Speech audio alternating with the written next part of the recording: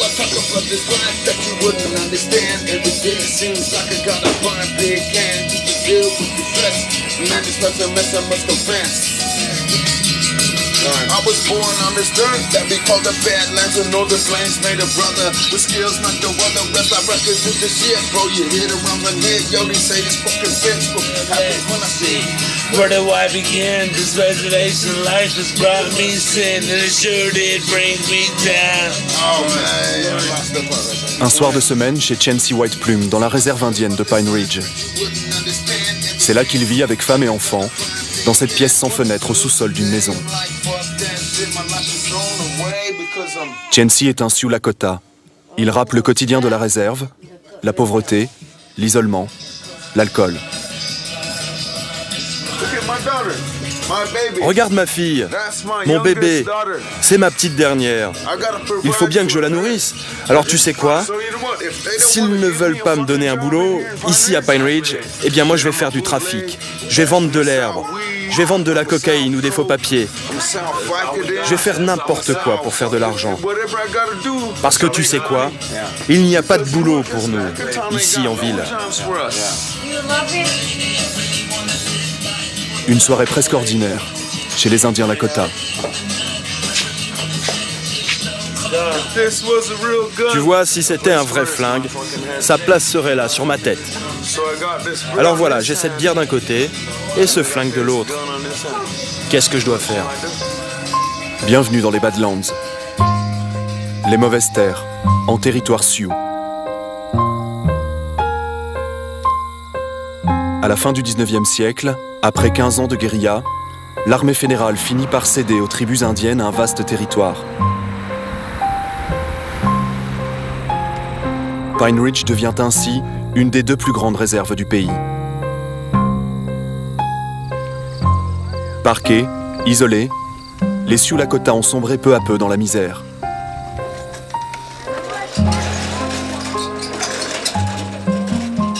Pine Ridge est aujourd'hui le comté le plus pauvre des États-Unis. Il a dû vraiment faire froid cette nuit. Regardez, les tomates ont gelé. Leola vit à Manderson, un des villages de la réserve. Venez, venez, entrez. Je vais vous montrer comment on survit. Je vais vous montrer comment on fait la vaisselle. Cette caravane, c'est sa maison depuis 30 ans déjà. À Pine Ridge, les tipis ont cédé la place au mobil-home. Mais aujourd'hui encore, un tiers des Lakota n'a ni égout, ni électricité, ni eau courante.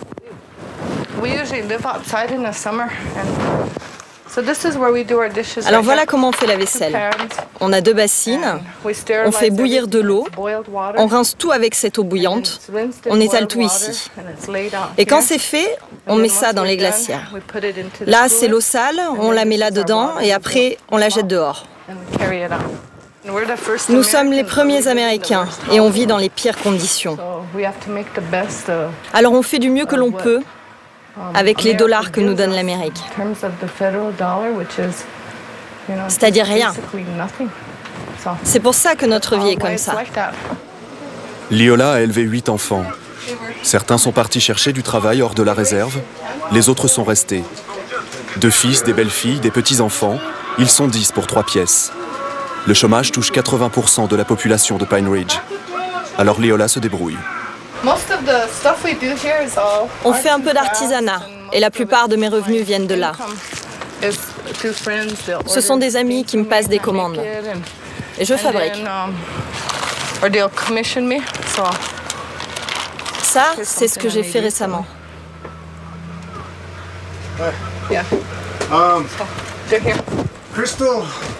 Crystal n'est pas chez elle. On a ses paquets. Tu sais où on pourrait les laisser? Sa petite entreprise artisanale ne suffit pas à nourrir toute la famille. Le revenu moyen des Lakota est de 3 000 $ par an. Alors chaque fin de mois, Leola reçoit un peu d'aide. Un paquet classique et un petit paquet de poulet. Ce n'est ni le gouvernement, ni la tribu qui pallie ses besoins, mais une association.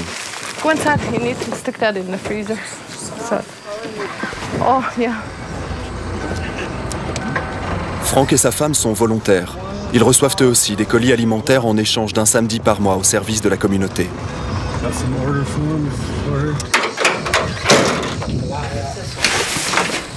La nourriture est collectée dans l'État voisin du Colorado.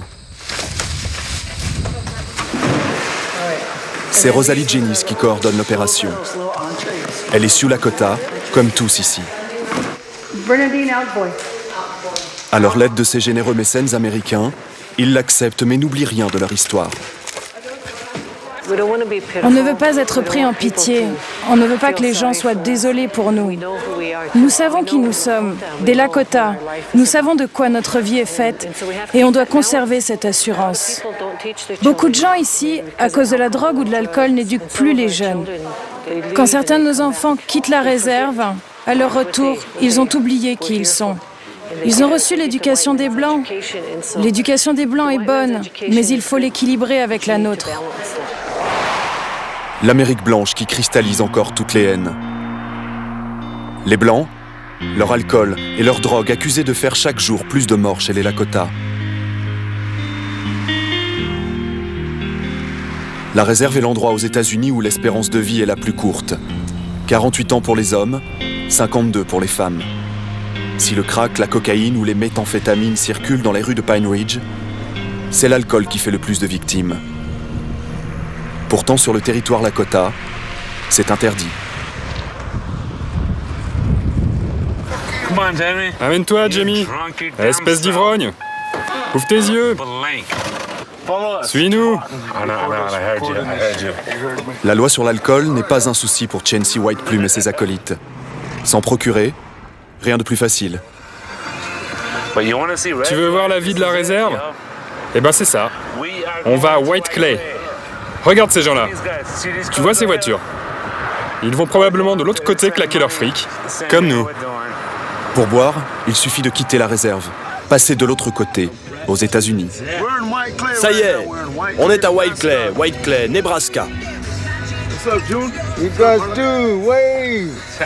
Je connais la plupart de ces gens. Ah, tu connais tout le monde, toi.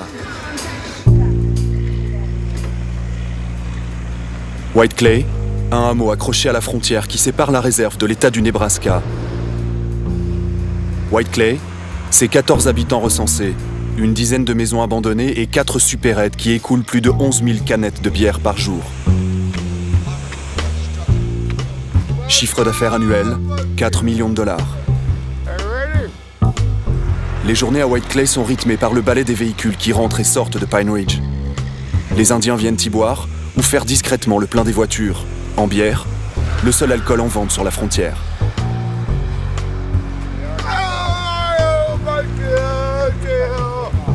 White Clay est devenu avec le temps le refuge de petits groupes d'hommes et de femmes Lakota. Ils y ont élu domicile aux portes des supérettes ou parcourent tous les matins les 400 mètres qui les séparent du Nebraska et de sa bière à 11 degrés. Dès qu'ils ont quelques dollars en poche, Gilbert et Chancey font eux aussi le trajet. On peut rentrer avec une caméra? Non, non, sortez s'il vous plaît. Ouais, sortez les mecs, ils veulent pas de caméra là-dedans.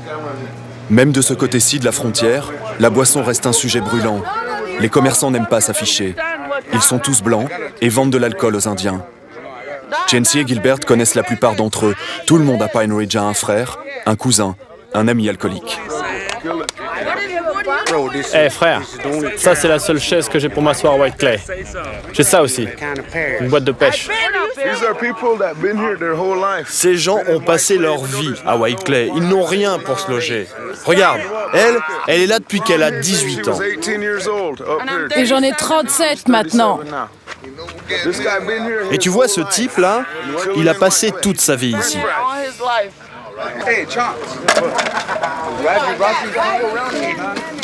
Je pense que moi, je peux t'expliquer pourquoi c'est comme ça. C'est parce qu'on a été maintenus dans cette misère depuis trop longtemps. Tu vois, les gens ici, ce sont ceux qui sont tombés si bas que même s'ils essaient de se relever, ils n'y arrivent pas. Ils ne peuvent pas s'adapter à la société des Blancs, je veux dire, leur façon de fonctionner. Tu sais, je veux boire un verre, ensuite je peux faire ci, je peux faire ça, et puis ils vont se coucher. Tu vois, nous, les Indiens, on n'arrive pas. Et tu sais pourquoi? C'est parce que l'alcool, pour nous, c'est trop nouveau.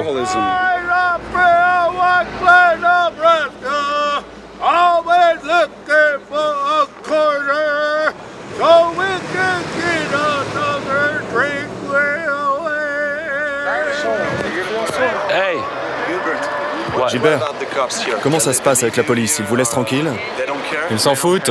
Jamais ils ne vous arrêtent? Jamais.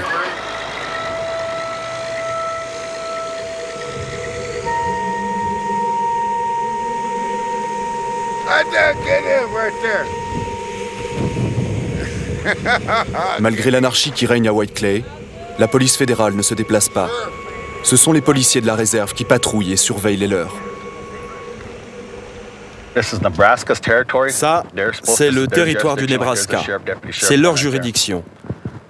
Ils sont censés patrouiller, mais ils nous laissent le faire à leur place parce que ça fait trop loin pour eux de venir jusqu'ici. Le problème, c'est que c'est pas notre territoire. Alors on ne peut même pas faire une arrestation sans demander à l'État du Nebraska. Ces gens, quand on les arrête de l'autre côté, à peine sortis de prison, ils reviennent. Vous feriez bien de venir le soir pour voir tous les affreux.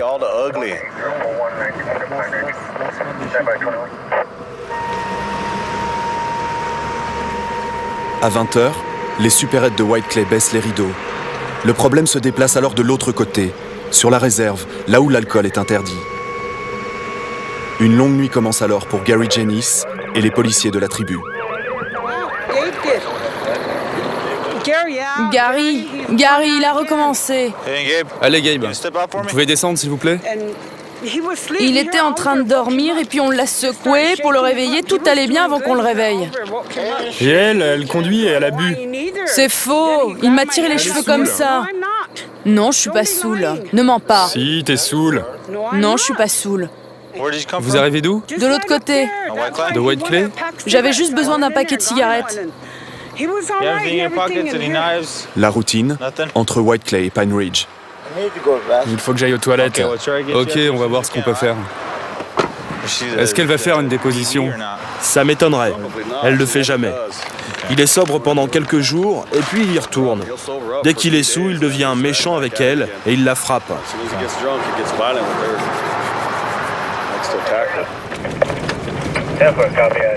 Nick fait équipe avec le sergent Janice. C'est le début du mois. Les payes, les quelques dollars d'allocation sont tombés. La réserve va alors vivre au rythme des appels au secours. Où est Connie? C'est elle qui s'est battue? Ce sont les enfants qui ont appelé. Une dispute a éclaté entre leur mère et leur tante. Connie? Qui a bu? C'est pour ça que tu te caches derrière le matelas? Lève-toi. Pourquoi tu te caches? Je sais pas, moi, c'est parce que vous êtes là. En plus, le sergent Gary Janice était dans le coin toute la journée. Tu as bu? Non.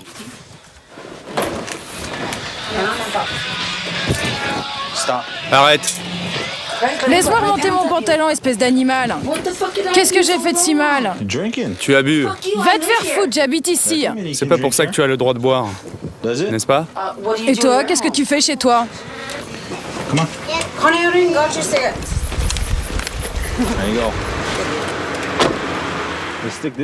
Ils collent ça dans une bouteille en plastique, ils le versent et ils inhalent.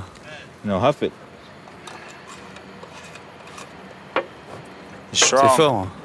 C'est comme du dissolvant, ou de l'essence, ou des trucs comme ça. Bonsoir. C'est à vous? Vous avez bu? Oui, j'ai bu. Ce soir, Nick a arrêté une dizaine de personnes. Et c'est toujours le même scénario. Il remplit son véhicule, direction la prison.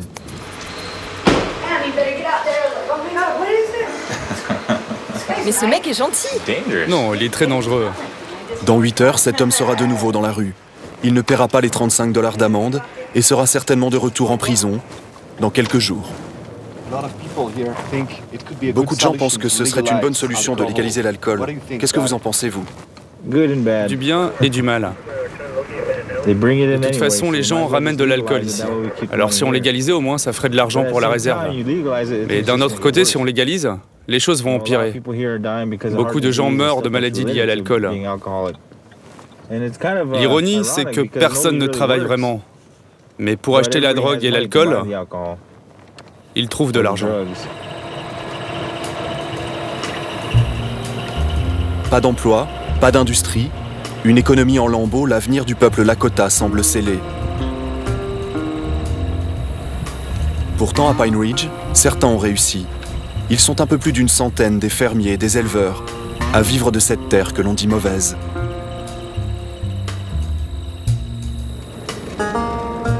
Mais encore une fois, comme à White Clay, ce sont les Blancs qui sont à la manœuvre. Dans les années 50, la tribu à court d'argent a dû se résoudre à vendre ces vastes prairies. Robert Nelson exploite 3000 hectares et ne travaille qu'en famille, avec son frère et son fils.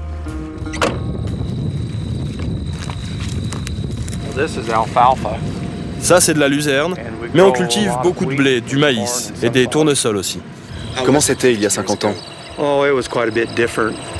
Ah, c'était un peu différent. Je pense que les Indiens à l'époque travaillaient beaucoup plus dur qu'ils ne le font aujourd'hui. Ils étaient plus dispersés sur la réserve. Beaucoup d'entre eux avaient des équipes de travailleurs. Ils se déplaçaient en jeep. Vous savez, maintenant, ils se sont rapprochés de la ville de Pine Ridge et ils aiment rester entre eux.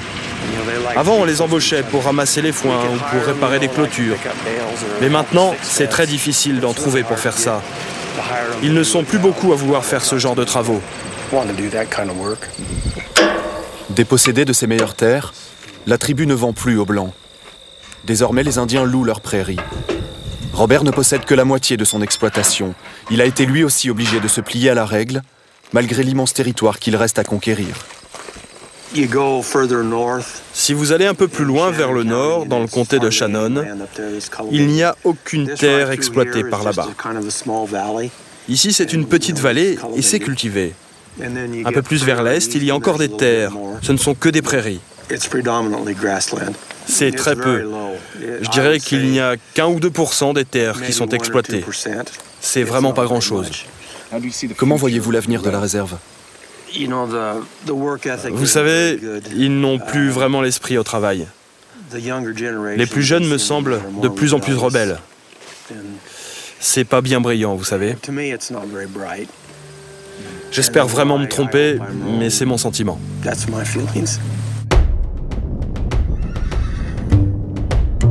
Pine Ridge n'offre pas qu'un spectacle de désolation et de chaos. Au cœur de la réserve, le ranch de la famille Jumping Eagle. Un havre de paix qui s'étend sur des hectares de prairies. Lakota en dialecte Sioux, c'est le peuple cheval. Les Jumping Eagles sont éleveurs, de génération en génération.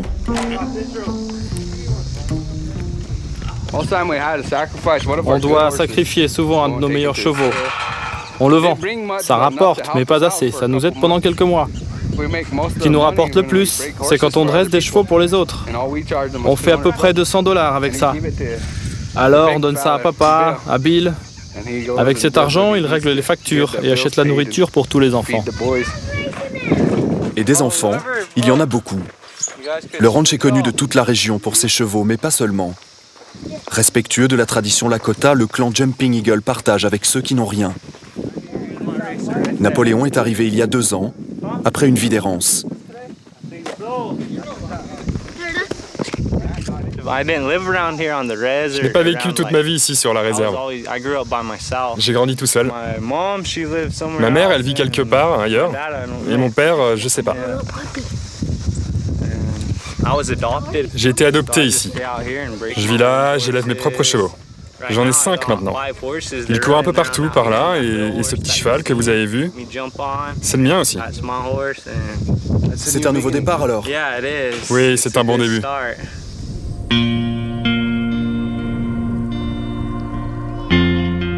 Pas d'alcool, pas de drogue sur la propriété, c'est la règle. Les plus jeunes vont à l'école, les autres travaillent au ranch.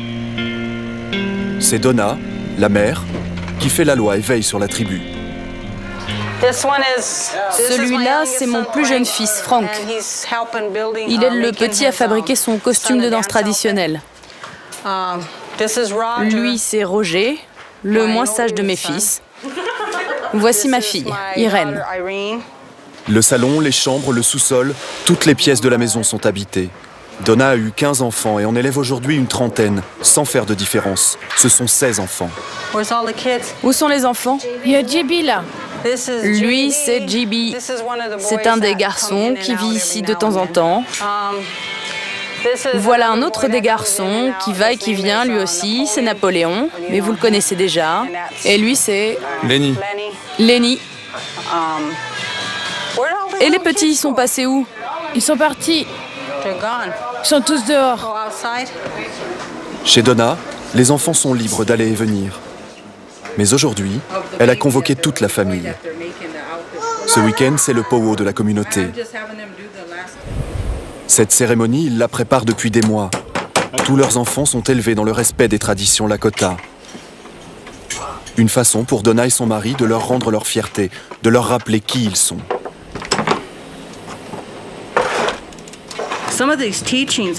À cause de l'assimilation, de la colonisation des Européens et de leur culture, et de toutes ces choses que nous avons traversées, nous avons perdu tous ces enseignements. Nous ne les avons pas oubliés, mais nous avons été encouragés à le faire. Nos powwows, nos saunas traditionnels ont été interdits. Les jeunes hommes étaient obligés de couper leurs tresses. Vous étiez sévèrement punis si vous parliez votre langue. Ils nous ont obligés à oublier qui nous sommes. Et vous savez, ce n'est pas Christophe Colomb qui nous a découverts, c'est nous qui l'avons trouvé. Les gens disent que c'est Colomb qui nous a découverts, mais c'est faux. Il était en train de mourir de faim, il était malade, pratiquement mort quand on l'a sauvé. Mais les livres d'histoire n'apprennent pas ces choses aux gens. Alors pour ne pas oublier, les Amérindiens célèbrent chaque année leurs glorieux ancêtres. Des fêtes qui aujourd'hui ont un parfum d'espoir. Aux dernières élections, ils ont voté en masse pour celui qu'ils appellent désormais Black Eagle Obama, l'aigle noir. Le nouveau président américain a promis de s'occuper de la question indienne. Les Sioux Lakota, eux, attendent patiemment que les États-Unis leur rendent enfin un peu de leur histoire.